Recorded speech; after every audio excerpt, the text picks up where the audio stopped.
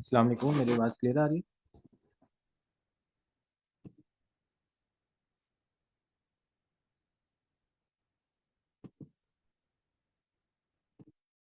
वालेकुम अस्सलाम जी सर। आपकी आवाज़ क्लियर है और स्क्रीन भी शो हो रही है। ठीक है, हम 1-2 मिनट में स्टार्ट करते हैं।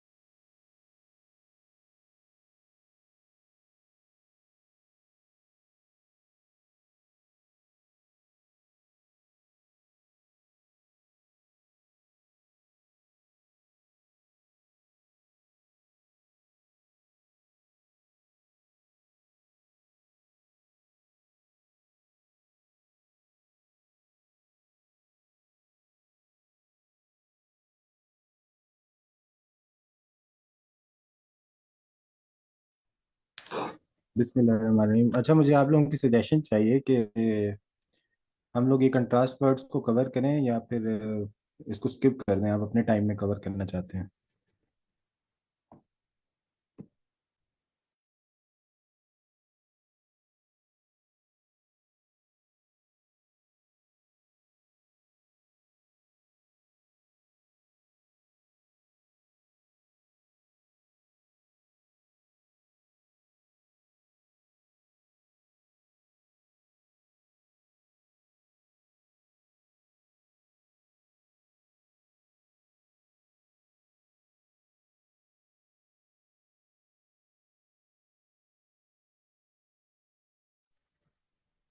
अ, मेरी आवाज़ अगर क्लियर है तो मैं ये कहना चाह रहा था कि ये वर्ड्स को हम कवर करें या आप अपने टाइम में करना चाहते हैं। हम प्रैक्टिस कर लें क्वेश्चंस की।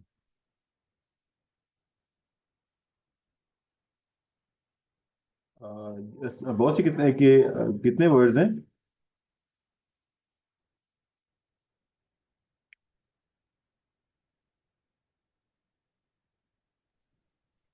सर, मैंने काउंट तो नहीं किया है एग्जैक्टली, इसलिए मुझे आइडिया नहीं है। ये 50 वर्ड्स जैसे यहाँ पे दिए गए हैं। 50 नहीं, 50 तक तो याद है। यानी ये टोटल मिला के कुछ 30-40 वर्ड्स हैं बस कंट्रास्ट के। इसी तरह स्पोर्ट वर्ड्स हैं 30 और 40 वर्ड्स अच्छा। दैट अच्छा, डोंट। ये जर्नल इंग्लिश के वर्ड्स हैं, जीआरई की नहीं है। Okay okay. जी जी, जनरल इंग्लिश के वर्ड्स हैं जो सेंटेंस स्ट्रक्चर हमें बताते हैं कि ओ, जहाँ तक हमने अभी सेंटेंस को कवर कर लिया है, इससे आगे जो बात होगी वो इसकी स्पोर्ट में होगी या इसके ऑपोजिट होगी। जी मेरे ख्याल में ना ये बजाय इसको इतना याद करने के, ये प्रैक्टिस से ज्यादा अच्छा आता है। अगर आप राइटिंग करेंगे तो राइट अप पैसेज लिखेंगे ना, कॉन्टेक्स्ट में ज्यादा समझ जी में आता एग्जैक्टली, लेकिन इनको एक बार स्टडी करना ज़रूरी है कि आप जीआरई के जो क्वेश्चंस हैं उनको सॉल्व करने से पहले आपको पता हो कि कौन सा जो वर्ड है वो कंट्रास्ट कर रहा है और कौन सा वर्ड जो है कॉन्टेक्स्ट को सपोर्ट, क्योंकि वोकेबलरी के वर्ड्स हैं। तो कुछ ऐसे क्वेश्चन में वर्ड्स होते हैं जो हमें नहीं पता चल रहा होता, लेकिन उस वर्ड को देख के पता चल जाता है कि ये थोड़ा नेगेटिव सा वर्ड लग रहा है या पॉजिटिव सा लग रहा है। तो हम इन कंट्रास्ट वर्ड या सपोर्ट वर्ड्स को देख के पता चला सकते हैं कि अभी तक पॉजिटिव बात हो रही थी, तो आगे जो हमने वर्ड फिट करना है वो पॉजिटिव वर्ड होना चाहिए या वो नेगेटिव वर्ड होना चाहिए।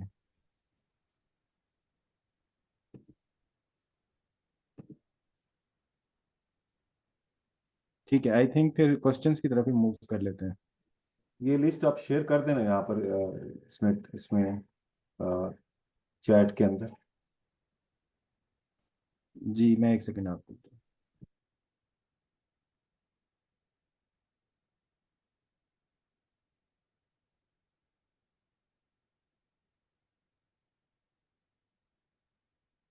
ये हमजा बेग ही रह गए। अच्छा, वो डिस्कनेक्ट। यस आई थिंक के क्लास हमारी इंटरेस्टिंग नहीं चल रही इसलिए। हाँ हाँ अच्छा। हाँ। जीआरई से सारे डरते हैं वैसे, इंटरेस्टिंग की बात नहीं है। जी जी। Let me use word arduous, GRE is an arduous job. Exactly but मतलब it's just like other jobs other task. अगर आप कोडिंग कर सकते हैं तो जीआरई इज इजियर, क्योंकि आप मैथ्स पहले पढ़ चुके हैं, इंग्लिश भी पढ़ चुके हैं। मैं अगर अच्छा इसकी, ये मैंने स्लैक चैनल। जी जी बताएं। जी सर। अच्छा ये मैंने स्लैक चैनल शेयर किया, एक सेकंड मुझे ये ना ऊपर। हाँ ये पिंस मैसेज है ना सर इसमें। हाँ जी। तो यहाँ पे जीआरई वो कैब रिसोर्सेज ये लिखा हुआ है। सर ये इसका लिंक कॉपी करके यहाँ शेयर कर देना होगा। ठीक है, वैसे भी मतलब आप स्लैक चैनल से पिक कर सकते हैं, अभी जैसे आप हैं सिर्फ अवेलेबल। बाकी लोग जो बाद में रिकॉर्डिंग देखते हैं तो वो एक्चुअली ये मैं कोड उसकी कंट्रास्ट चीजें ना, शायद ये। आप कुछ लोग ना मेरी बात को अंडरस्टैंड नहीं कर पाते, या बल्कि मैं ही नहीं उनको बात कर, मैं इतना चीजों में इन्वॉल्व होता हूँ ना कि मेरा फोकस हर तरफ, मुझे फोकस करने में बहुत डिफिकल्टी हो जाती है हर चीज के ऊपर। तो कुछ इसलिए मैं कहता हूँ कुछ लोगों को कि आप ये शेयर कर दें ताकि मुझे सर आपकी वहाँ। आवाज़ कट रही है। अच्छा ओके। मेरे ख्याल में मुझे रीस्टार्ट करना चाहिए सिस्टम को। जी अभी क्लियर है, अभी बताएं क्या कहना चाह रहे हैं। ये आप काइंडली इसका ना लिंक यहाँ शेयर भी कर दें चैट में ना, मैं यहाँ से डाउनलोड कर लेता हूँ क्लास के बाद, मैं फिर यहाँ पर जी मैंने याद ही नहीं रहेगा। लिंक शेयर कर दिया चैट में, मैंने लिंक शेयर कर दिया। जी थैंक यू।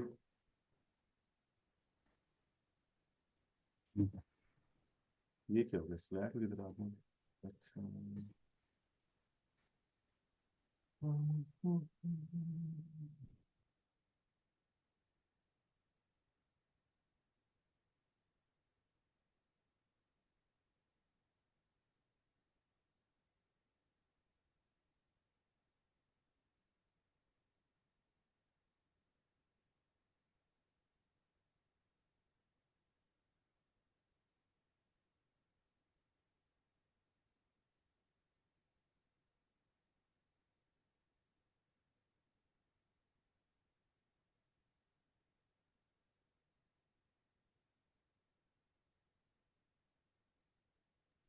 ठीक है, ये क्वेश्चन है जीआरई का, ऑफिशियल क्वेश्चन है ऑफिशियल बुक से। तो इसको सर ट्राई करते हैं।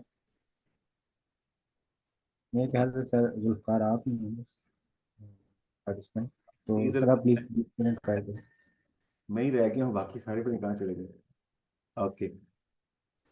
हाँ जी, तो there is no point in combining, नहीं there is no point in combing through the director's work for hints of ideological significance. It is unnecessary. His ideology dash Marxist, anti-imperialist, align with the perceived interest of the powerless and the marginal dash is one dash of his films. The clarity and force of that ideology are considerable, but its dash sometimes bothers critics who often scold the director for lacking. 1 2 3, इसमें तीन तीन इसमें film है। अच्छा I thought, मैंने check किया कि this is the hardest area of GRE verbal, जिसमें 3 आती हैं। हार्डेस्ट एरिया सर जो लोगों को लगता है ज़्यादा, वो रीडिंग कम्प्रीहेंशन उनको ज़्यादा हार्ड लगता है, उसमें टाइम क्योंकि टाइम रीडिंग का इशू, कम्प्रीहेंशन। जी जी। उसमें मतलब क्या इशू आता है सर बॉस? रीडिंग कम्प्रीहेंशन के जो पैसेजेस होते हैं ना वो काफ़ी टफ होते हैं। और उसके अंदर जो ऑप्शंस होते हैं ना वो लग रहा होता है कि सारे इसके आंसर हैं, इसलिए वो थोड़ा कंफ्यूजिंग होता है और ज़्यादातर लोग उसमें उसके बाद सेकंड नंबर पे ये ट्रिपल ब्लैंक क्वेश्चन आते हैं। तो अभी हम उस टॉपिक पे आए नहीं है रीडिंग कम्प्रीहेंशन, लेकिन जस्ट फॉर एन आइडिया कि वो इससे ज़्यादा ज़्यादा ट्रिकी चीज़ है। ठीक है सर, आप ट्राई करेंगे इस क्वेश्चन को। जी मैं करता हूँ ट्राई, मैं भी करता हूँ, ठीक है। जी जी प्लीज। इसमें ब्लैंक 1 2 3, तो सेंटेंस को दोबारा पढ़ते हैं। There is no point in combing through the, combing लिखा हुआ है ना? जी जी, कॉम्बिंग कॉम्बिंग का मतलब होता है कि जैसे वो सोल्जर्स होते हैं ना, वो कॉम्बिंग करते हैं कोई मिशन के बाद कि कोई इसके कोई बॉम्ब तो नहीं रह गया, कोई चीज़ तो नहीं रह गई, वो एरिया को कॉम्ब करते हैं। That is combing. यानी आप किसी चीज़ को डिटेल में सर्च कर रहे हैं, देख रहे हैं कि उसके अंदर कोई मतलब क्या क्या है, उसके अंदर डिटेल्स में घुसना चाह रहे हैं उसको एग्जैक्टली exactly, जैसे आप होता है ना, परस्यू करते हैं किसी चीज़ को इन नहीं ये डिटेल। अच्छा, ये वर्ड हमें जीआरई की वोकेबलरी में मिल जाएगा?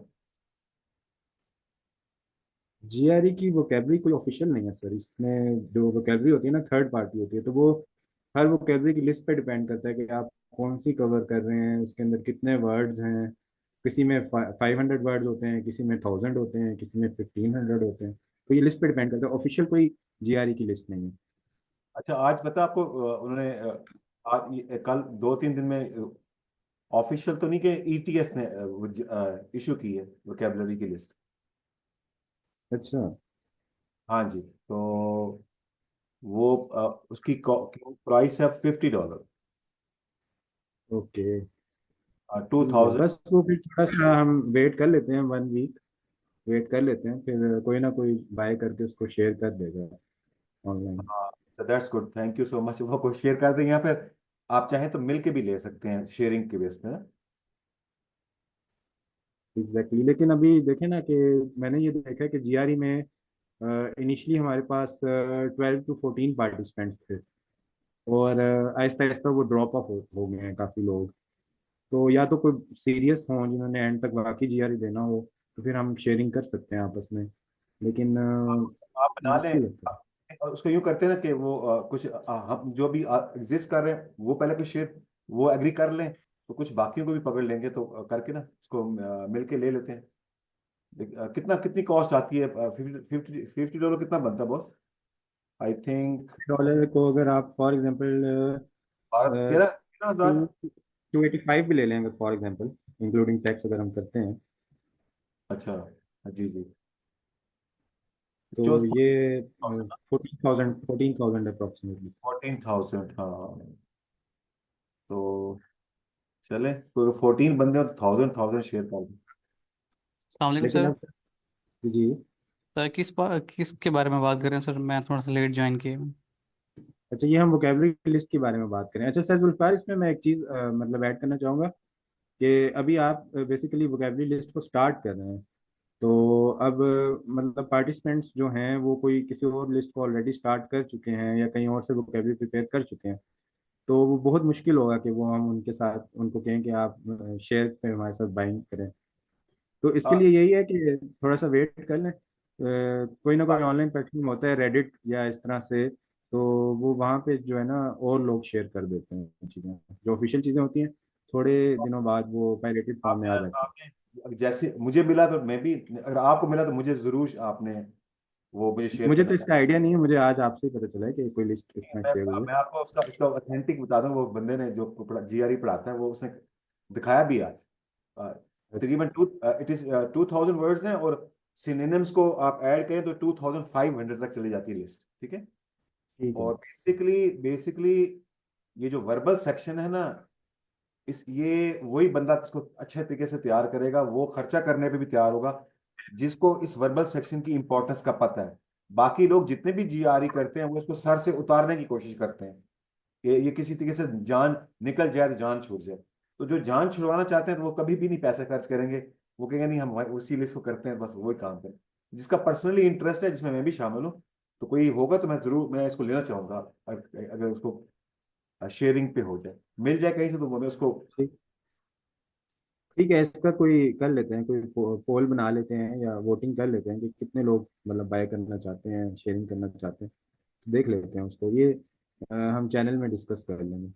चलो ठीक हो गया। अ, ठीक है, इसके अलावा किसी का कोई क्वेश्चन है? सर काइद हैं हमारे साथ? नहीं सर, काइद नहीं। ठीक है, उनका कल क्वेश्चन था, वो मेरा आधा आंसर हुआ था उसका। ठीक है, और आप में से किसी का कोई क्वेश्चन तो नहीं है अभी तक ओवरऑल जीआरई के लिहाज से? बस मेरा क्वेश्चन ये है जी, अगर आपको वर्बल सेक्शन के ऊपर कोई अच्छा लर्निंग रिसोर्स मिलता है तो मुझे मुझे जरूर बताइएगा। मुझे सर वर्बल सेक्शन पे अच्छा सोर्स जो है ना, वो बहुत मुश्किल है। क्योंकि अब मैं, मतलब मेरा जो इसमें आइडिया ना, मुझे नहीं पता, मैं I am not so much experience, मैंने टेस्ट भी अटेम्प्ट नहीं किया। तो मुझे ये लगता है कि जो वर्बल की हमारे पास सोर्सेज होती हैं वो पुरानी होती हैं काफ़ी ज़्यादा। और जो हमारा जीआरई का टेस्ट है that is up to date, और वो एआई को यूज़ करते हुए रिसेंट आर्टिकल्स को पिक करता है। तो अब जो लिस्ट हैं वो भी काफ़ी पुरानी बनी हुई हैं, जो बुक्स हैं वो भी काफ़ी पुरानी बनी हुई हैं। तो इसमें ना, मतलब आप एग्जैक्ट रेफरेंस के तौर पे किसी को भी चीज़ को भी नहीं ले सकते। मतलब बुक्स बहुत ज़्यादा हैं, सोर्सेज भी बहुत ज़्यादा हैं, लेकिन जितने भी एक्सपीरियंस लोग हैं वो यही कहते हैं कि आप सिर्फ ऑफिशियल जो सोर्स है ना, ईटीएस की जो अपनी गाइड है, सिर्फ आप उसको फॉलो करें। अब उसके अलावा एक बिग बुक है जो काफ़ी पुरानी है, 1980s में यूज़ होती है, 70s 80s में। तो उसमें भी आप, जैसे वो वर्ड्स हैं वो आजकल यूज़ नहीं होते, वो ओल्ड इंग्लिश के वर्ड्स हैं, लेकिन स्ट्रेटेजीज आप उससे सीख सकते हैं। तो लेकिन वो फिर थोड़ा बोरिंग सा काम हो जाता है कि बंदा कहता है यार वोकेबलरी, फिर इसके एक एक वर्ड को मैं सर्च भी करूँ स्ट्रेटजी सीखने के लिए। तो इसका जो सोर्स है ना बेसिकली वो एक ही है, जो ईटीएस की वर्बल गाइड है। और उसके अलावा एक क्या कहते हैं, ऑफिशियल गाइड है ईटीएस की। तो जो इनके अंदर क्वेश्चंस हैं वही ऑफिशियल सोर्स है, लेकिन उनको हम डायरेक्टली अप्रोच नहीं कर सकते क्योंकि वो लिमिटेड से हैं। तो अगर आप डायरेक्टली उनको अप्रोच करेंगे तो आप उनको सॉल्व करेंगे तो आपके पास फिर कुछ बचेगा नहीं अपने आप को टेस्ट करने के लिए। इसके अलावा सर एक मॉक टेस्ट होते हैं एटीएस के। तो एटीएस की गाइड्स के बाद जो बेस्ट सोर्स होता है वो वही होता है। तो उसमें हमारे पास पावर पावर प्रेप एक पोर्टल है। तो उसमें कुछ एक या दो टेस्ट उन्होंने फ्री दिए हुए हैं, बाकी पेड हैं, $14 आई थिंक। तो उसकी भी जो है ना फ्री सोर्स है एक, जहाँ पे उन क्वेश्चंस को ना वीडियो की फॉर्म में एक बंदे ने अपनी वेबसाइट बना के सॉल्व करके दिखाया हुआ है। तो उनको भी बाय करने के बजाय आप वहां से देख सकते हैं। ठीक हो गया, ठीक हो गया। अभी वो आज मैं देख रहा था, एक बंदा उसने कहा कि उसका कोई स्टूडेंट है, उसने ना 162 मार्क्स लिए हैं वर्बल के अंदर। अच्छा। हाँ, तो वर्बल में तो 158 से ऊपर आते ही नहीं मेरे ख्याल में बंदों के ना। ठीक। मुझे असल में इसमें आइडिया नहीं है कि मतलब क्या, ये है कि बंदे की तैयारी पे डिपेंड करती है ये चीज़। और इसके अलावा सिर्फ वोकेबलरी जो है उस आप, अगर आप प्रिपेयर कर लें तो उससे वर्बल सेक्शन कवर नहीं होता। फिर उसके बाद आपको वोकेबलरी के बाद जो है स्ट्रेटजीज भी सीखनी पड़ती हैं। जैसे हमारे पास टेक्स्ट कंप्लीशन है, उसमें आपको वर्ड्स के मीनिंग आ रहे हैं, बेशक ऑप्शंस के मीनिंग आते हैं, लेकिन फिर भी आपको स्ट्रेटजीज अलग से सीखनी पड़ती हैं। इसी तरह रीडिंग कम्प्रीहेंशन है, उसकी स्ट्रेटजीज हैं कि आप किस लिमिट तक जाके अपने दिमाग से सोच सकते हैं। इन्फ्रेंस का क्वेश्चन है, उसमें आप कहाँ तक सोच सकते हैं। अगर आपने ना ऑल्सो अगर रिप्लाई। आपने बंदे ने आइल्स दी है ना पहले, ठीक है, और उसने आइल्स के अंदर राइटिंग सेक्शन को अच्छे तरीके से तैयार किया, सही, मतलब ऐसा ठीक है। जैसे कि उसका उसका उसका राइट बनता तैयार। अगर उसने राइटिंग सेक्शन को जी। अच्छे तरीके से तैयार किया तो जीआरई में उसके लिए जो सबसे बड़ा हर्डल होगा वो वोकेबलरी होगी। वो बाकी चीजें उसको इतना तंग नहीं करेंगी। ये मैंने उसको नोट किया, क्योंकि जो अभी आप पर्सन टू बता। पर्सन डिफर करता है ना। जी जी। पर्सन टू पर्सन डिफर करता है ना। अब आप जैसे सीनियर हैं काफ़ी, लेकिन अब जो स्टूडेंट हैं, अंडर ग्रेड हैं, तो उनके लिए एक सेंटेंस स्ट्रक्चर को समझना भी मुश्किल होता है। मैं वही बात कर रहा हूँ ना, तो लेकिन मैं जी। तैयारी के लिहाज से मैं सीनियर नहीं हूँ, ठीक है ना। तो उसमें उसमें रीजन ये ना कि हर लेकिन बंदे ये इंग्लिश हर के, इंग्लिश जो है इसमें स्ट्रैंग स्ट्रक्चर्स आप मतलब उसमें रिसर्च वगैरह में यूज तो करते हैं, थोड़ा आइडिया होता है, नहीं, बेशक जीआरई के लिहाज से नहीं, लेकिन ओवरऑल ये लाइफ एक्सपीरियंस से बंदा सीखता बड़े कम लोग होते हैं असल में। होता है पाकिस्तान की जो इंस्टीट्यूट्स हैं वो वहां पर ऐसा कल्चर ही नहीं है, इन्वायरमेंट ही नहीं है कि ना आपको ये इस तरह की चीजें ना सिखाई जाएं, या कोई ऐसा इन्वायरमेंट हो कि बंदा खुद करे। बट एनीवे, मैंने नोट किया कि जो लोग यहाँ पर, मैंने आई कोई गुरु भी देखा, कोई एक आध थे स्टूडेंट जिन्होंने राइटिंग पे अच्छा अच्छा वर्क किया। तो वो आप ना, मतलब ये जो चीजें भी आप बता रहे थे ना, कंट्रास्ट वर्ड्स, और फिर सिमिलैरिटी होती है, और फिर आप लिंकिंग वर्ड्स, ये सब कुछ आइल्स के अंदर भी है। और लेकिन ये है कि जो उसके बाद ना, ऐसा बंदा जो उसने आइल्स अच्छा तैयार किया, मैं राइटिंग सेक्शन की बात कर रहा हूँ, तो उसको जो सबसे बड़ी हर्डल जीआरई में लगेगी ना, वो वोकेबलरी लगेगी। वोकेबलरी पे आके ना वो, क्योंकि आयल्स की जो वोकेबलरी है वो इतनी ज्यादा कॉम्प्लिकेटेड नहीं है जितनी जीआरई की। और जीआरई में थोड़ा सा एग्जैक्टली। जीआरई की जी राइटिंग में जी। थोड़ा सा डिफरेंस है, जो इसका एसे राइटिंग है और आयल्स एसे राइटिंग है, उसमें माइनर सा डिफरेंस है। तो मेरे ख्याल में पहले 2 ऐसे होते थे, अब मेरे ख्याल में 1 हो गया जीआरई में, एम आई राइट? हाँ जी, एक ऐसे होता है जी। ठीक है, 1 हो गया। तो वो जो 1 ऐसे मेरे ख्याल में रह गया वो आयल्स, उसका उसका जो टॉपिक है वो आयल्स के अंदर भी है, लेकिन थोड़ा सा ना उसकी राइट वो इतना डिफरेंस नहीं है जीआरई के, कि जिसने आयल्स अच्छे तरीके से तैयार किया तो वो थोड़ा सा एफर्ट लगा के जीआरई वाले ऐसे को भी अंडरस्टैंड कर लेगा। लेकिन जो सबसे बड़ी हर्डल है ना वो इसकी वोकेबलरी है, और ये वाली चीजें जो है ना ये यहाँ पर, और वो मेरे ख्याल में ये बिल्कुल जैसे रीडिंग सेक्शन नहीं है आयल्स का, बिल्कुल उस वाला टच इसको मिलता है जीआरई में आकर। तो रीडिंग में ना वहां पर जो सबसे बड़ा इशू मुझे भी हुआ था, और वो टाइम मैनेजमेंट का इशू है, कि आप वो बड़े बड़े पैसेजेस होते हैं उनको कॉम्प्रीहेंड करना, तो वो काफी डिफिकल्टी होती है। बट एनीवे अभी मैंने इसको चेक नहीं किया जीआरई को, मैं चाहता हूँ इसकी आप प्रैक्टिस करनी चाहिए, ताकि आइडेंटिफाई हो कि कहाँ पर ना इशू खड़ा होता है।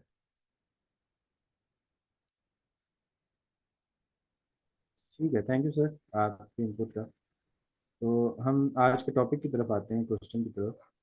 तो सर आप क्वेश्चन रीड कर रहे थे, प्लीज कंटिन्यू करें। ये क्वेश्चन ये कि अब चले मिलके करते हैं। अब देखिए मुझे कॉम्बिंग का वर्ड नहीं आता, असल कॉम्बिंग का मीनिंग नहीं है। अब कॉम्बिंग जो है ना ये कॉम्बैट के अंदर भी यूज होता है। अब कॉम्बैट जो होता है वो तो फाइट को कहते हैं, तो अब उसी कॉम से ये कॉम्बिंग बना, कॉम्बैट से कॉम्बिंग बना हुआ, but anyway this is my perception. So there is no point in combing through the director's work for hints of ideological significance. तो अच्छा, अब ये it is unnecessary, his ideology, Marxist, anti-imperialist, aligned with the perceived interest of the powerless and marginal, is the dash of his films. The clarity and force of that ideology are considerable, but its dash sometimes bothers critics, who often scold the director for lacking. तो ले सब बड़ा हम मिल के करते हैं, इसको समझने की कोशिश करते हैं। ठीक है, इसमें सर थोड़ा मेरे इंटरनेट का भी इशू है, मुझे आवाज़ जब कट हो तो बताइएगा। अच्छा, ये जो ट्रिपल ब्लैंक क्वेश्चंस होते हैं ना, इसमें ज़रूरी नहीं होता कि हम एक सीक्वेंस में ब्लैंक्स को फिल करें। हम अगर मुझे सेकंड ब्लैंक ज़्यादा इजी लग रही है तो मैं उसको पहले कर सकता हूँ। तो इस क्वेश्चन को अगर मैं देखूँ तो मुझे सेकंड ब्लैंक ज़्यादा इजी लग रही है, क्योंकि इसमें सेंटेंस है the clarity and force of that ideology are considerable. यानी जो उसकी क्लैरिटी है और जो फोर्स है वो काफ़ी कंसीडरेबल है, काफ़ी मतलब नुमाया है। बट इट्स डैश, अब यहाँ पे बट आ गया है, तो इसका मतलब कि क्लैरिटी एंड फोर्स के ऑपोजिट कोई वर्ड आएगा, समटाइम्स बॉदर क्रिटिक्स। ठीक है। जी वो ऑफन बिल्कुल। Scold the director.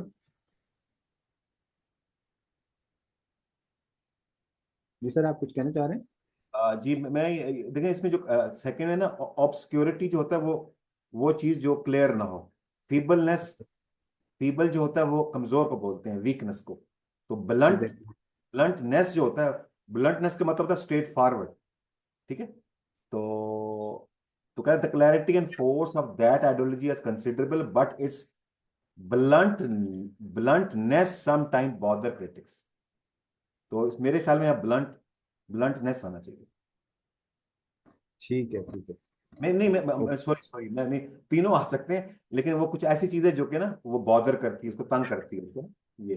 तो पहले तो क्लैरिटी है, तो अब क्लैरिटी का उल्टा ऑब्सक्योरिटी हो सकता है, ठीक है,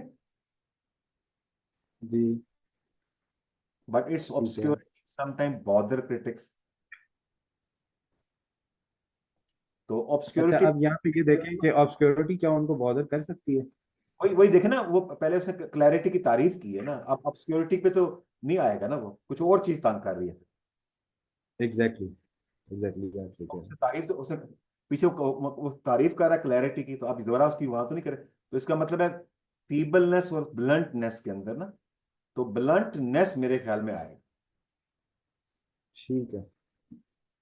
ब्लैंडनेस है, ओके। ब्लंटनेस को फॉर एग्जांपल हम कंसीडर करते हैं यहाँ पे, the हाँ। clarity and force of ideology but its bluntness sometimes bother critics. अब आगे आगे चलते हैं। Who often scold the director for lacking dash. तो ये जो क्रिटिक्स है ना, ये आप स्कोल्ड डांटने को कहते हैं। हु जी। Often scold the directors for lacking dash. कुछ चीज लैक कर रही है, क्या लैकिंग है जी? जो लैकिंग करेज। अब करेज जो होता है ये ब्लंटनेस के साथ एक ही मीनिंग में आता है। तो सबटेलिटी और लूसिडिटी। अब ल्यूसिड जो होता है ना, वो क्लैरिटी को बोलते हैं। ल्यूसिड ना, क्लैरिटी, क्लियर। और सब, अब इसमें मेरे ख्याल में अब मुझे ये सब सबटेलिटी का मीनिंग नहीं पता। नॉट नॉट ऑब्वियस हो गया, या इम्प्लिसिट कह सकते हैं, खुल के बयान नहीं किया गया। For lacking. अच्छा, मेरे ख्याल में अब मुझे, मेरा गैस है, गलत हो सकता है, सबटेलिटी आ सकता है। ठीक है, सबटेलिटी कैसे आ सकता है फिर? देखिए वो पीछे देखिए ना, उसने लिखा कि वो, अब सबटेलिटी का मुझे मीनिंग पूरा क्लियर नहीं है, बट देखिए लूसिडिटी। सबटेलिटी का मतलब ये है कि आपको इन चीज़ों का आइडिया है, लेकिन आप खुल के बयान नहीं कर रहे, आपके जो अल्फाज हैं गोल मोल से बातें कर रहे हैं आप, और इम्प्लिसिट हैं, आपने अपनी फीलिंग, अपनी वर्ड्स को सही तरह एक्सप्रेस नहीं किया हुआ। गहराई में नहीं जा रहे ना। गहराई में मतलब, गहराई में for giving information, for representing आप नहीं जा रहे। अब ये जो जीआरई है ना, इसके अंदर एक वर्ड के कई मीनिंग हो सकते हैं। सब्टिलिटी का मतलब शार्पनेस ऑफ माइंड भी हो सकता है, अगर इस सेंटेंस के अलावा हम देखें तो उस शब्द, जब शार्पनेस ऑफ माइंड होगी तो वो गहराई में जाएगा, लेकिन एक्सप्रेस नहीं करेगा वो उस चीज को। या फिर अगर कोई चीज है वो सटलिटी में वर्क कर रही है, तो वो जैसे वो दांत होते हैं ना, उनमें वो क्या कहते हैं उसको, प्लेग बन जाता है, तो वो उसको हम कहते हैं कि वो सटल वे में काम कर रहा है, यानी वो अंदर ही अंदर दांतों को खराब कर रहा है, कमजोर कर रहा है। ठीक है, तो सटल के इस तरह तीन चार मीनिंग बन सकते हैं। तो इस सेंटेंस के लिहाज से अगर हम देखें तो इसमें उसकी राइटिंग की बात हो रही है और आइडियोलॉजी की बात हो रही है। तो इस कॉन्टेक्स्ट में सटल का मतलब ये है कि वो सही तरह से एक्सप्रेस नहीं कर रहा, क्लैरिटी नहीं है उसके अंदर।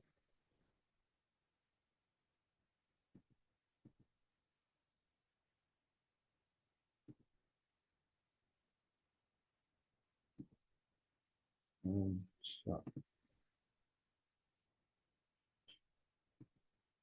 तो इसके अंदर अब अगर हम देखें कि clarity and force of ideology were considerable.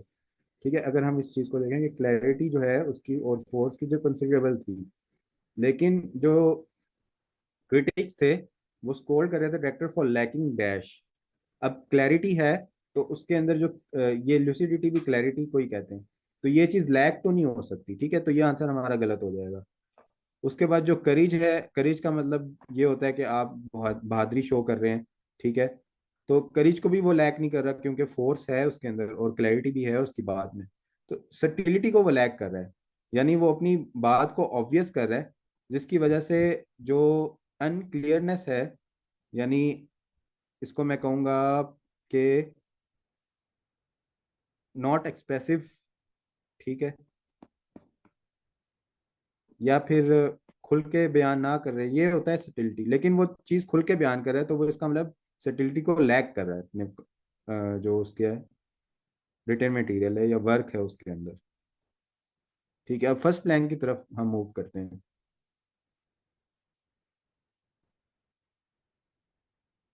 Okay, there is no point in combing through the directors work for hints of ideological significance. यानी जो डायरेक्टर्स का वर्क है, डायरेक्टर का जो वर्क है उसके अंदर अगर आपने कोई हिंट्स फाइंड करने हैं आइडियोलॉजिकल सिग्निफिकेंस के, तो उसके अंदर आपको कॉम्बिंग करने की जरूरत नहीं है, आपको उसको डिटेल में सर्च करने की जरूरत नहीं है। आपको वैसे ही पता चल जाएगा कि यार सामने सीधा शो हो रहा है कि उसकी जो वर्क है उसके अंदर आइडियोलॉजिकल सिग्निफिकेंस है, मौजूद है, आपको सामने सामने शो हो रहा है। आपको उसको डिटेल में जाने की जरूरत नहीं है। ठीक है, इट इज अननेसेसरी, इस चीज की जरूरत नहीं है कि his ideology Marxist anti imperialist aligned with perceived interest of the powerless and the marginal। ठीक है, एंटी imperialist क्या होता है? imperialist होता है बंदा वो जो ना ऑटोक्रेटिक टाइप होता है, यानी बादशाहत करना चाहता है और थोड़ा सख्ती करना चाहता है, पावर का यूज करना चाहता है। तो एंटी imperialist है और वो क्या कर रहा है कि जो पावरलेस और मार्जिनल चीजें हैं उनके इंटरेस्ट के मसावी काम कर रहा है, उनके इंटरेस्ट में वो काम कर रहा है। Is the dash of his films. अब ये चीज है जो, ये इसकी फिल्म्स का कुछ ना कुछ है, वो क्या चीज है? ठीक है, अब इसके लिए हम ऑप्शंस को अगर देखें तो हिडन फोकस जो है, हिडन फोकस का मतलब ये है कि जो ये चीजें हैं वो उसके ऑब्वियस नहीं है सामने सामने, लेकिन बीच में हिडन फोकस में आ रही है। अगर आप डिटेल में जाएं तो उसका फोकस मेन ये है, लेकिन हिडन है, हमारे सामने शो नहीं हो रहा।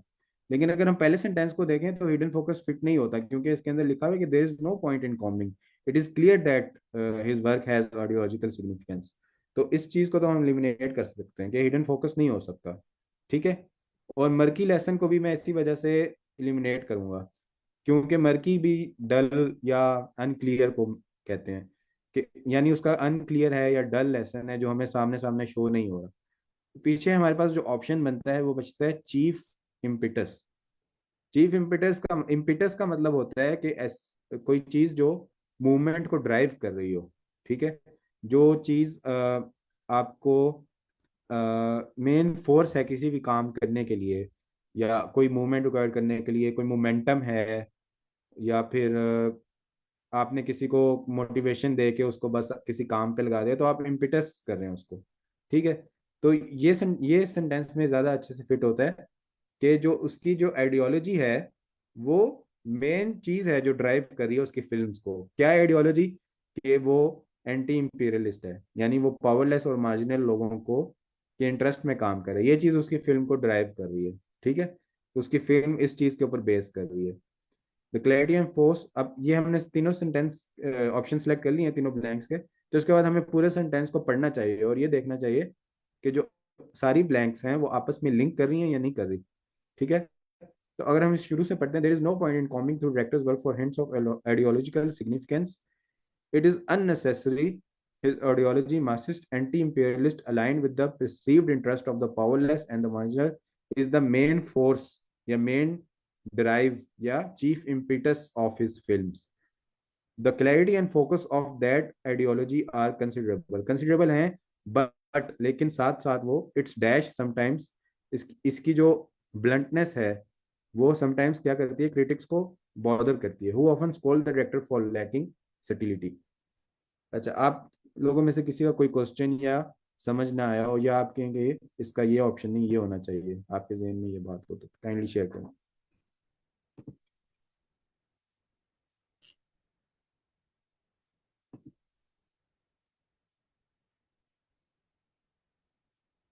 ये तीनों ठीक है। जी, ये तीनों सूट कर रहे हैं, हमने ओवरऑल जो इसका कॉन्टेक्स्ट है, मीनिंग एक बन रहा है सेंसिबल। जी बिल्कुल। ठीक है सर, कायद आप कल क्वेश्चन पूछ रहे थे, आपका क्वेश्चन वो आंसर हो गया था कम्प्लीटली?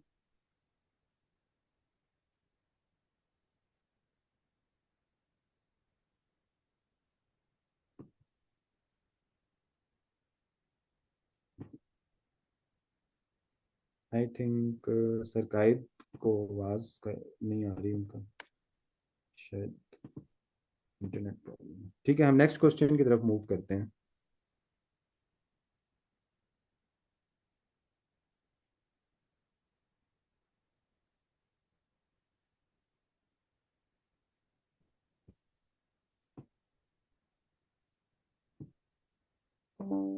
और क्या इसमें कोई सेंटेंस को समझने में ज्यादा डिफिकल्टी नहीं फेस हुई है?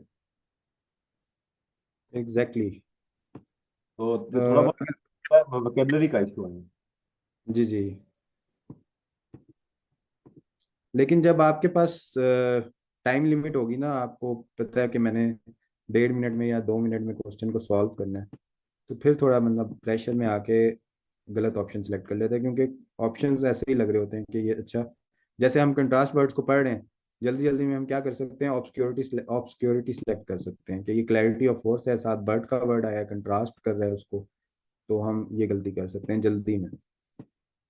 मतलब वो वोकेबलरी का इशू है ना।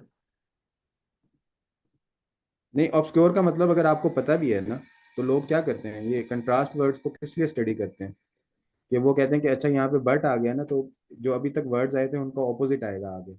जैसे अब हाँ, नहीं नहीं, मैंने मैंने फॉर एग्जांपल मैंने इस तरह से इस सेंस में क्वेश्चन को स्टडी किया हुआ है, वर्बल रीजनिंग को, तो मैं कहूंगा अच्छा the clarity and force of that audiology are considerable. अब बट आगे आगे तो मैं कहूंगा अच्छा ये क्लैरिटी एंड फोर्स का कंट्रास्ट वाला कोई वर्ड आगे आएगा, मैं वो बाकी सारे चीज को पढ़ता हूँ, उसका कॉन्टेक्स्ट नहीं लूंगा और इसका ऑपोजिट वर्ड जो है यहाँ से ऑब्सक्योरिटी को सिलेक्ट कर लूंगा। हाँ, नहीं नहीं, जीआरई में थोड़ा सा ये काफी मैंने उसको गो थ्रू किया था। वो सिर्फ आपकी अपेरेंट जो ग्रामेटिकल जो चीज आइटम्स है ना, उनके उनके साथ साथ आपकी दूसरी लॉजिक को भी चेक कर रहा होता है।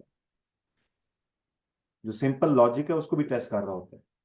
जीआरई का मेन जो मकसद है ना वो ये है कि आप जब कोई रिसर्च कर रहे हैं, आपके साथ प्रोफेसर हैं, तो आप कोई भी आर्टिकल है उसको पढ़ के कोई एक्स्ट्रा चीजें तो नहीं इन्फर कर रहे, और जो आपने पढ़ा है उसको आप सही तरह से सीख रहे हैं। यानी फॉर एग्जाम्पल एक लाइन है कि पाकिस्तान में जो है 70% लोग ई लर्निंग के थ्रू एजुकेशन हासिल कर रहे हैं, तो अब मैं उसके अंदर से तीन चार चीजें और इन्फर करना शुरू कर दूं कि अच्छा उन लोगों के पास इसलिए कर रहे हैं कि उन लोगों के पास यूनिवर्सिटीज करीब नहीं है, या उनके पेरेंट्स जो हैं वो गर्ल्स हैं, उनको प्रेफर नहीं करते कि वो स्कूल इंस्टीट्यूशंस में जाएं। तो बेसिकली मैं अपनी तरफ से assumptions ना करूं, जो चीज़ दी गई है उसको सही तरह से समझूं और उसको अंडरस्टैंड करूं, और उसके हदूद में रहते हुए चीज़ों को देखूं, ये जीआरई टेस्ट कर रहा है।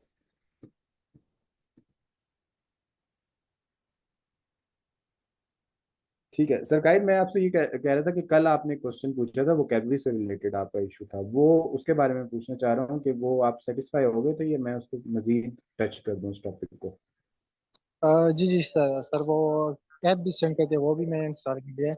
तो जो आपने कहा था मैंने उस तरह से आज प्रिपरेशन स्टार्ट की है। तो इंशाल्लाह 2-3 दिन बाद मैं आपको अपडेट दे दूंगी कि इंशाल्लाह कि ये काम कर रहे हैं।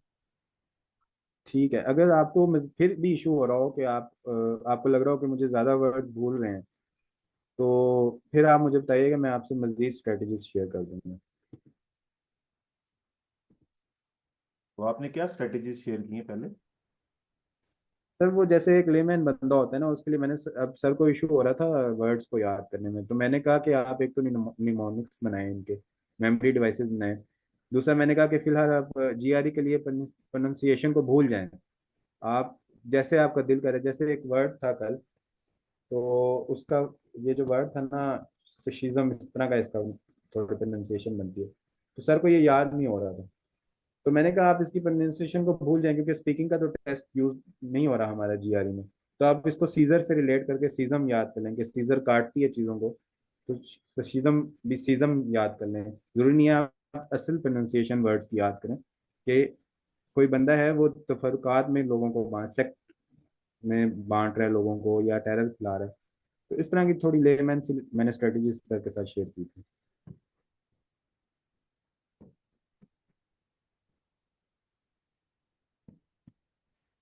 अच्छा, इस क्वेश्चन को ट्राई करते हैं। अच्छा बॉस, एक टेस्ट कोई ईटीएस का मिल, ये ईटीएस के मॉक टेस्ट कहाँ से मिलेंगे? अ, आप अब ट्राई करना चाह रहे हैं या कंप्लीटेड टेस्ट की बात करें? कंप्लीट कंप्लीट टेस्ट मिल जाए ना, जिसमें ये वर्बल का मैं चाहता हूँ, बजाय मतलब वर्बल के करें तो उससे खुद ब खुद वोकेबलरी भी तैयार हो जाएगी और जरा टेस्ट भी तैयार हो जाएगा। ठीक है, एक तो ना ईटीएस की बुक है जिसका नाम है पेपर बेस्ड, इस तरह की कोई बुक है, पेपर बेस्ड टेस्ट या इस तरह, वो जो मतलब अभी तो कंप्यूटर बेस्ड एक टेस्ट होता है ना, एक पेपर बेस्ड टेस्ट होता है, उसमें कुछ क्वेश्चंस हैं, वो आप कर लें। फिर ईटीएस की वर्बल गाइड है वो कर लें, लेकिन ये चीज़ें ना एंड पर करनी चाहिए, जब आपको लगे कि आपकी तो तैयारी कंप्लीट हो गई है वर्बल सेक्शन की सारी, तो फिर ये चीज़ें एंड पर अपने आप को टेस्ट करने के लिए, सीखने के लिए करनी चाहिए। हाँ, अगर आपके पास टाइम कम है, आप कहते हैं नहीं मैंने साथ साथ जो है वो सेंटेंसेस करने हैं, साथ साथ जो वोकेबलरी याद करनी है, तो वो भी एक अप्रोच होती है, लेकिन वो तब होती है जब आपने बस 1 महीने के अंदर अंदर जीआरई देना है। तो आप जीआरई के ऑफिशियल मटेरियल को कवर करते हैं, साथ साथ उनमें जो वर्ड्स आ रहे होते हैं आप उनको प्रिपेयर करते हैं, उनको स्टडी करते हैं। अच्छा, ये बैरन की बुक कैसी है?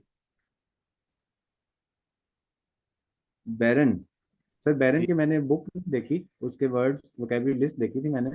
लेकिन ईटीएस की गाइड के अलावा जो मैं नहीं, यानी जो एक्सपीरियंस लोग हैं, ग्रेग मैट है और इस तरह वो ग्रेग है, और उसके अलावा जो मैंने यूट्यूब पे कुछ लोगों को देखा वो कह रहे थे कि वर्बल के लिए सिर्फ और सिर्फ ईटीएस की जो चीज़ें हैं वो ठीक है, उसके अलावा कुछ भी ठीक नहीं है, वो चीज़ें आपको मिसगाइड कर देती हैं। जी नहीं, बल्कि बल्कि हर काम के लिए एटीएस ही बेहतर है। वो कहते हैं जितने भी पेपर बने हुए, मैंने मुझे मालूम हुआ कि वो सारे मोस्टली आउटडेटेड है।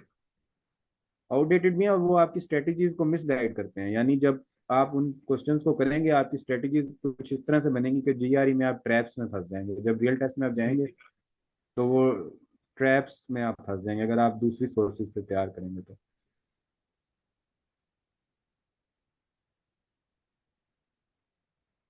ठीक है, इसके अलावा कोई क्वेश्चन जनरल किसी का हो तो। आज की क्लास में डिस्कशन वैसे ज़्यादा हो गई है, लेकिन ये डिस्कशन भी ज़रूरी है।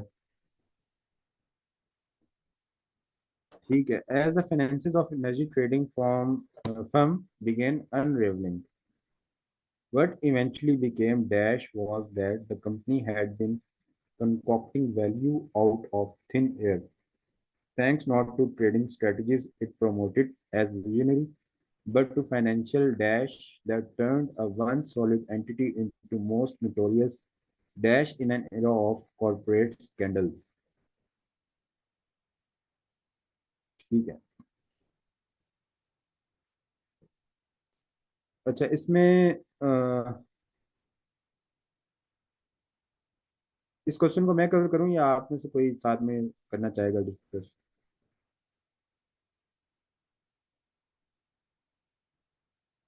मेरे ख्याल मिल के करना चाहिए सबको। जी जी, मिलकर करना चाहिए। एग्जैक्टली। चलिए मैं पढ़ता हूँ। As the finances of the energy trading firm began unravelling. आप कुछ अनरैवलिंग हो गया, अब इसको देखते हैं इसका क्या मीनिंग है। ठीक है। जी व्हाट इवेंचुअली बिकम डैश, अब ये कॉज एंड इफेक्ट हो रहा है। ठीक है।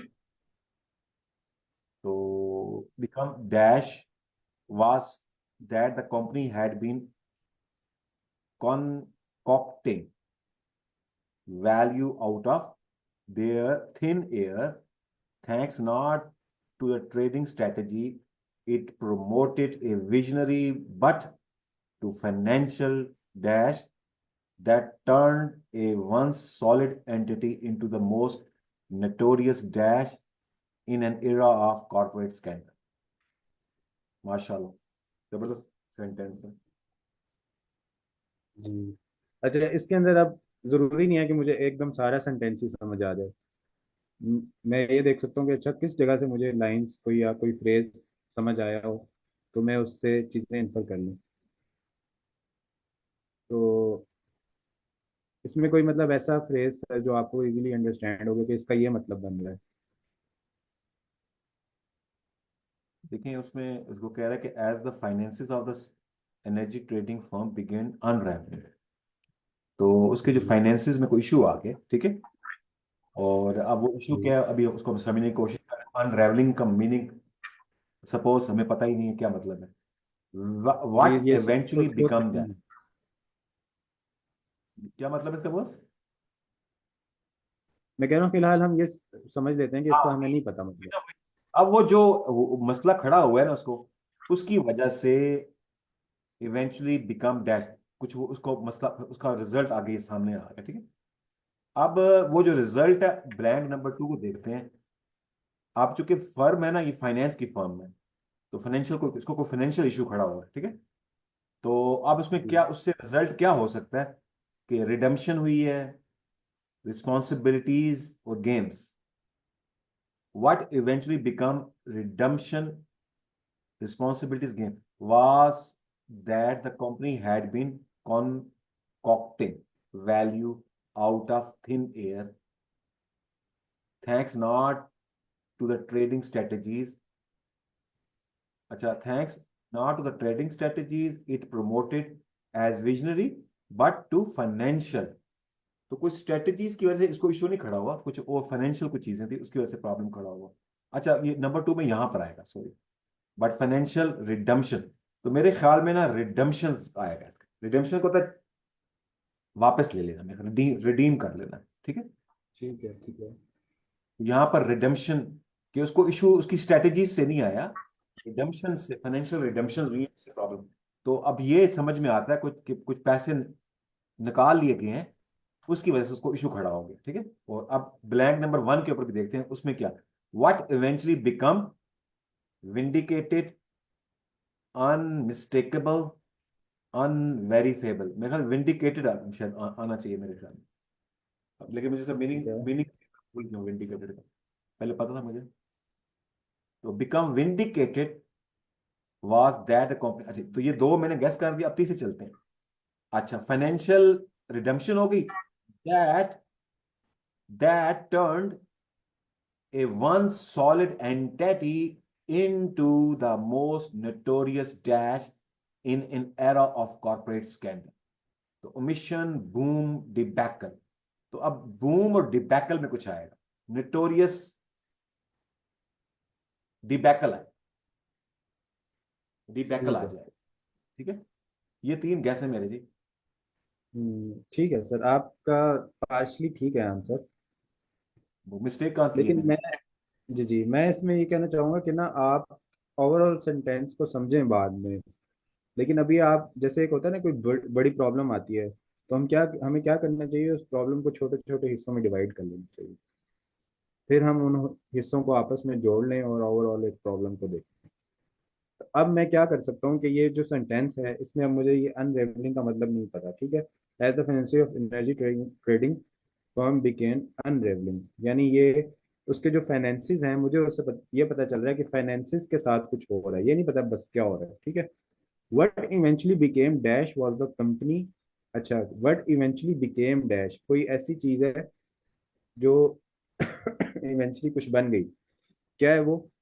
Was that the company had been concocting value out of thin air. अच्छा, अब ये सेंटेंस अगर मैं समझूं तो इसका मतलब ये है कि thin, concocting value out of thin air, यानी कम सोर्सेज से होते हुए वो कोई वैल्यू निकालने की कोशिश कर रही है, यानी उसके pass out of thin air कुछ अच्छा प्रोड्यूस करने की कोशिश कर रही है, ठीक है। ये थोड़ा सा मुझे इस चीज़ की समझ आ गई कि ये कुछ कंपनी ऐसे है कि उसके पास ज़्यादा अच्छी रिसोर्सेज नहीं है, थिन एयर में वर्क कर रही है, लेकिन फिर भी वो वैल्यू उसके अंदर से निकाल रही है। Thanks not to trading strategies it promoted. अच्छा, अब ये जो वैल्यू निकाल रही है, इसके अंदर thanks not to trading strategies, इसने कोई कंपनी ने ट्रेडिंग स्ट्रेटजीज नहीं बनाई कि हम उनको थैंक्स करें, कि कंपनी ने कोई स्ट्रेटजीज बना ली है कि कम चीज़ों में भी वो अच्छा परफॉर्म कर रही है, नहीं। बट क्या है कि वो स्ट्रेटजीज नहीं है, लेकिन वो फिर क्या है, ऐसी क्या चीज़ है। बट टू फाइनेंशियल डैश, कोई फाइनेंशियल कुछ ऐसी चीज़ है जिसने क्या किया, एक सॉलिड एंटिटी है, उसको एक नोटोरियस एंटिटी बना दिया इन एरा ऑफ कॉर्पोरेट स्कैंडल्स। तो इनमें से क्या ऐसी चीज है जो अगर कोई कंपनी करे तो वो एक जानी मानी कंपनी थी लेकिन उसका नाम खराब हो जाए, वो रिडेम्पशन करे, रिस्पॉन्सिबिलिटीज करे, या वो गेम्स करे, यानी वो एक सॉलिड एंटिटी से एक नोटोरियस एंटिटी में वो चीज चेंज हो रही है। तो इसका मतलब वो कोई कुछ गलत चीज कर रही है, कुछ पॉजिटिव चीज तो नहीं कर रही कि वो सॉलिड एंटिटी है तो उससे वो एक नोटोरियस एंटिटी बन गई है। तो मेरे ख्याल से रिस्पॉन्सिबिलिटी तो इसमें नहीं आ सकता क्योंकि वो एक पॉजिटिव वर्ड है, ठीक है। तो रिडेम्पशन का मतलब क्या होता है। रिडेम्पशन का मतलब होता है कि या तो आप सिन से रिडेम्पशन कर रहे हैं, या फॉर एग्जांपल आप कोई गलत काम कर रहे थे, आप रिडेम्पशन करके उससे बच गए। या रिडेम्पशन का मतलब ये होता है कि आपका फॉर एग्जांपल कोई आपकी चीज फंसी हुई है, आपने कोई बिजली का बिल पे नहीं किया जिसकी वजह से आपकी इलेक्ट्रिसिटी बंद हो गई, तो अब आप क्या कर रहे हैं, आप रिडेम्पशन ऑफ द इलेक्ट्रिसिटी कर रहे हैं बाय पेइंग योर बिल। तो रिडेम्पशन के इस तरह के दो मीनिंग होते हैं। तो अब फाइनेंशियल रिडेम्पशन भी नहीं हो सकता कि अगर आप, मतलब क्यों नहीं हो सकता, कि एक सॉलिड एंटिटी है अगर वो फाइनेंशियल रिडेम्पशन करे, यानी अपने सिंस से दूर होने की कोशिश करे, या जो उसके ऊपर कोई, अगर फॉर एग्जांपल कोई लोन है या कोई ऐसी चीजें हैं उनको पे करके बरिल जमा हो जाए, तो वो उसको एक नोटोरियस एंटिटी नहीं बनाएगा। क्या चीज़ है, फाइनेंशियल गेम्स ऐसी एक चीज़ है, जो फाइनेंशियल गेम्स अगर वो करेगी तो ये चीज़ उसको एक नोटोरियस एंटिटी बना देगा। ठीक है, इस चीज़ की समझ आ गई है कि ये गेम्स इसके अंदर कैसे आ सकता है और बाकी दोनों कैसे नहीं हो सकते।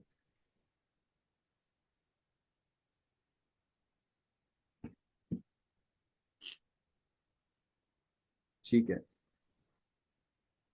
Financial games that turn solid entity into most notorious dash in era of corporate scandals। अब कॉर्पोरेट स्कैंडल्स चल रहे हैं, उसके अंदर अब ये कंपनी पहले एक सॉलिड एंटिटी थी, लेकिन अब क्या हो गई है, सॉलिड एंटिटी के ऑपोजिट हमने वर्ड देखना है। ठीक है। अब बून का मतलब होता है बेनिफिशियल। ठीक है। और हमारे पास जो वर्ड है ओमिशन, ओमिशन का मतलब होता है कि ना आप किसी चीज से एग्जिट हो जाएं, किसी चीज को खत्म कर दें, बिल्कुल ओमिट कर दें, या एग्जैक्टली इसका जो मायने है कि आप किसी चीज को एक्सक्लूड कर दें। तो अब बिल्कुल एक्सक्लूड तो नहीं हुई वो कंपनी।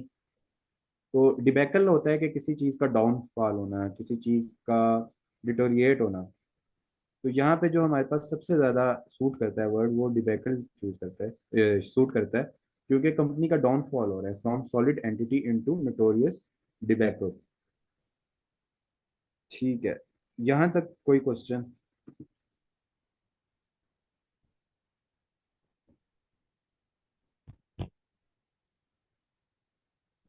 ठीक है, पहली ब्लैंक को अब आप लोग फिल करने की कोशिश करें कि अब कौन सी ऐसा वर्ड है कि आपको लगता है कि, मैं वर्ड्स का मतलब बता देता हूँ। यहाँ पे हमने गेम्स सेलेक्ट किया है, यहाँ पे डिबेटिव सेलेक्ट किया है। अच्छा, विंडिकेटेड का मतलब ये होता है कि आपके ऊपर कोई इल्ज़ाम लगा हुआ था, आप उस इल्ज़ाम से हट गए, आप बरील जिमा हो गए, आपने अपने ऊपर जो पहले इल्ज़ाम लगे हुए थे उनको अपने ऊपर से हटा दिया, सेफ हो गए आप। ठीक है। या फिर जो क्या कहते हैं उसको,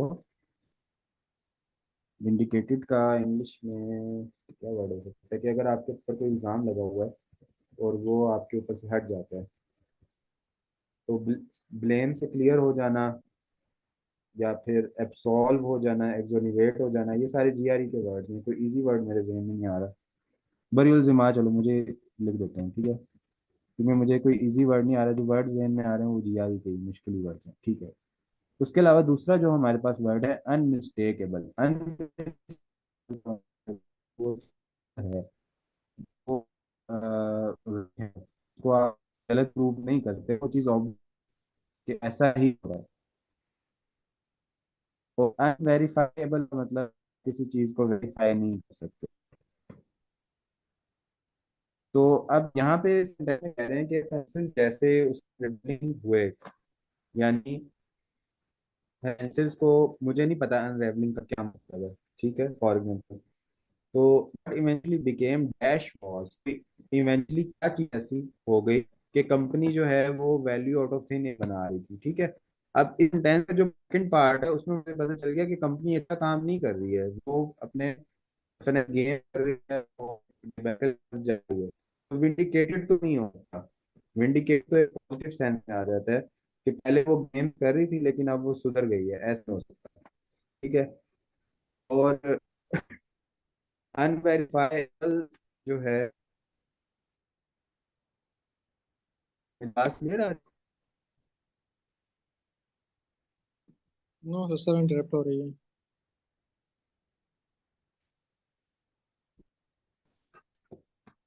अभी क्लियर है मेरी बात? जी सर, अब क्लियर हो गई। ठीक है।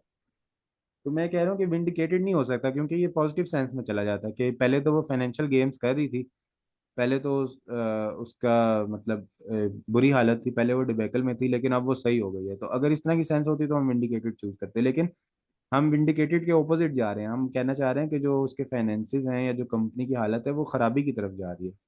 ठीक है।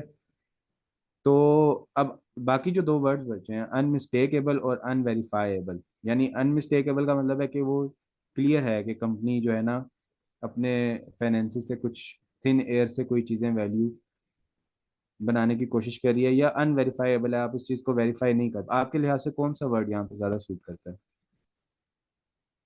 सर अनवेरीफाइबल। सॉरी? मैं कह रहा हूँ अनवेरीफाइबल। अनवेरीफाइबल, ठीक है। अनवेरीफाइबल कैसे हो सकता है, मतलब सेंटेंस में कोई इस तरह की बात हुई है कि कंपनी जो है उसको आप मतलब वेरीफाई नहीं कर सकते कि वो कोई कम सोर्सेज में अच्छा प्रोड्यूस कर रही है, वैल्यू ये प्रोड्यूस? नेगेटिव सेंस में जा रहा है, इसीलिए ये आएगा। नहीं, अनवेरीफाइबल आएगा नहीं यहाँ पे, अभी हम सिर्फ डिस्कस कर रहे हैं। एक मिनट रह गया, इसका आंसर अनमिस्टेकेबल है। ठीक है, अनमिस्टेकेबल कैसे है कि इसके अंदर जो है ना कंपनी